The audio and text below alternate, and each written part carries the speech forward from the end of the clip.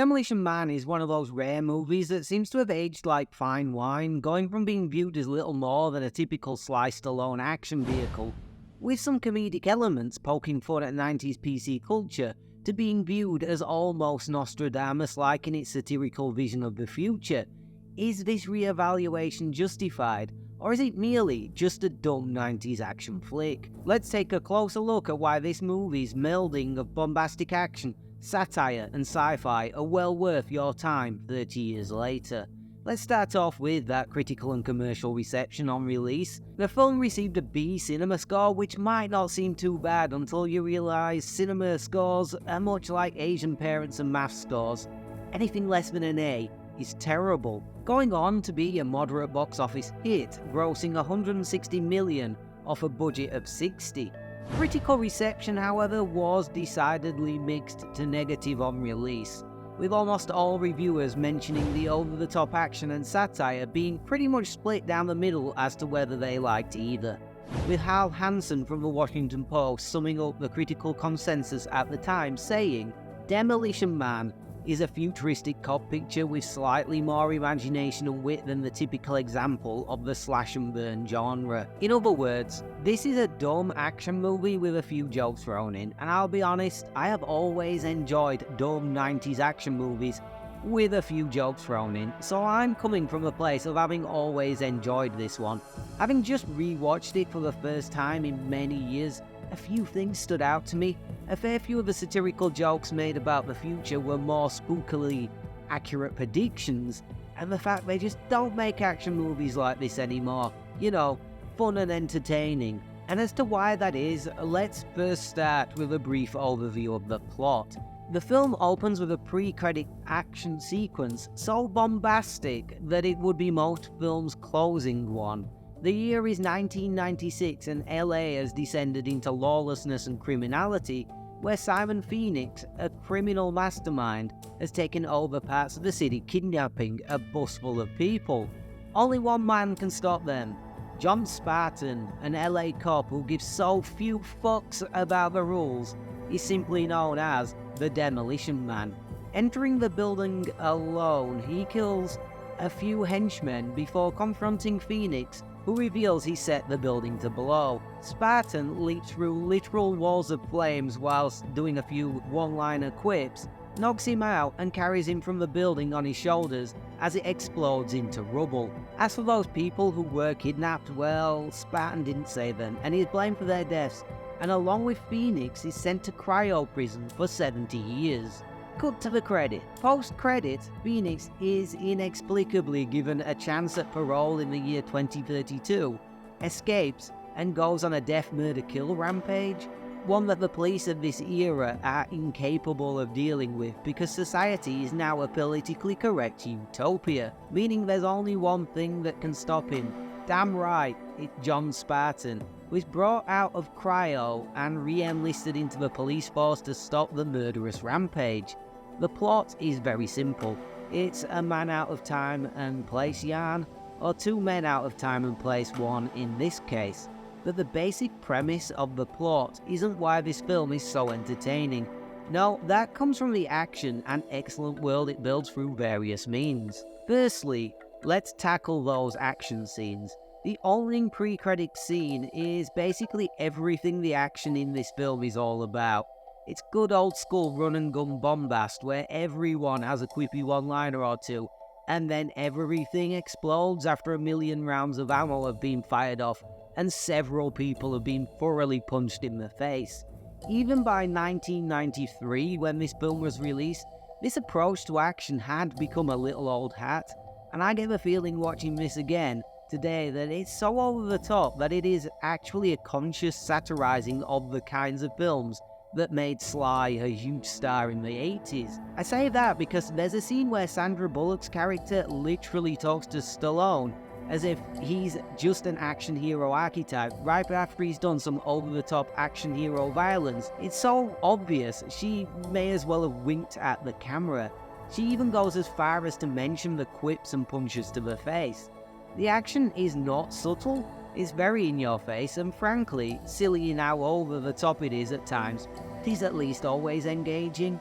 There's something to be said for real on-set effects such as sparks and squibs and actual glass shattering everywhere. It's a kind of action film they stopped making years ago, and I don't know why, because surely there is a market for just mindless high-budget action entertainment out there. I know Tom Cruise makes these kinds of films still, but he's literally the only man in Hollywood who does.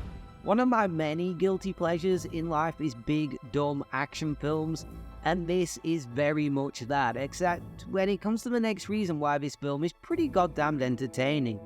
Because not only is this a big, dumb action film, it's also a pretty clever dystopian satire. Dystopias in film generally come in three forms: post-nuclear, post-cataclysm, and utopian. This squarely falls into the dystopia derived from a utopia.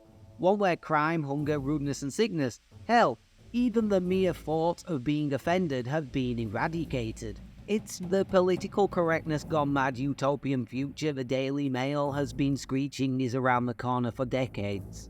I've said several times that I love world building in dystopian films, and this is no different in that regard because I think it creates a very interesting one. One that even more interestingly seems to have predicted a lot of things about the future that even as I write this 9 years away from the film's future setting have already come true, such as, and not limited to, electric self-driving cars that explode, Arnie's political career, physical money being phased out, the franchise wars, although of course in the real world they are between streaming services and not fast food joints. Another interesting little tidbit is the fact that it was Pizza Hut and not Taco Bell who won the franchise war in the UK version of the script, mainly because we didn't have any Taco Bell restaurants at the time. Video calling, Wesley Snipes committing felonies, teleconferencing, tablet computers, things being voice activated, people needing instructional videos to complete even the most basic of tasks. Most of these were fairly obvious developments from tech and social trends, but the most interesting one that it predicted is the ever-increasing pervasiveness of the culture wars. Demolition Man takes place in a world where the upper class and middle classes live in a clean, safe world, so shielded from reality that they don't even have physical sex anymore. Even swearing is outlawed. I frankly wouldn't last a single fucking day before I went bankrupt. Language is policed to such an extent that even causing offense is a crime, and everything unhealthy, including, most bafflingly of all, spicy food, has been made illegal. In counterpose to this set of prissy do-gooders are an underclass of outsiders who seem to purely exist to be constantly enraged by the mere existence of cleanliness and politeness. Basically, it's very much the world that a lot of media would like you to believe exists right now, where one side of the political divide is so humorless they'd lock you up for telling a joke, whereas the other side will purely tell the joke to revel in their own ignorance and faux outrage at your disgust at the joke. Which brings me to the actual theme and message at the heart of this satire. One a lot of people who tout this film as being some form of example of why political correctness is bad, I think miss the film's central message and theme. That is that excess is bad, and that goes in both directions. Yes, the utopian ideal is really a dystopian nightmare, but the opposite of that, living in total ignorance and reveling in it, means you end up living in literal shit and eating rats. Hell, even John Spartan at the end tells characters from both camps to meet in the middle. That's not a centrist worldview I can fully endorse, however, because some things are just non-negotiable. People 100% have a right to exist, and if you think they don't, then there is no middle ground to be had there.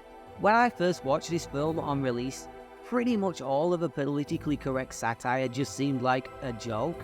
Now, although I don't think we are quite at the levels of this world's polarization, we are a damn sight closer to it than we were in 1993, with the ever-increasing distractions of the culture wars, which I wish people would be more worried about things that actually mattered.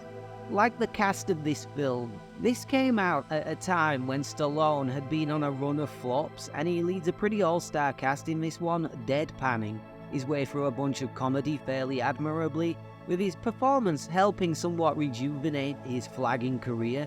You get all the Stallone action hits with him grimacing and screaming his way through a whole bunch of henchmen, before literally kicking Phoenix's head off.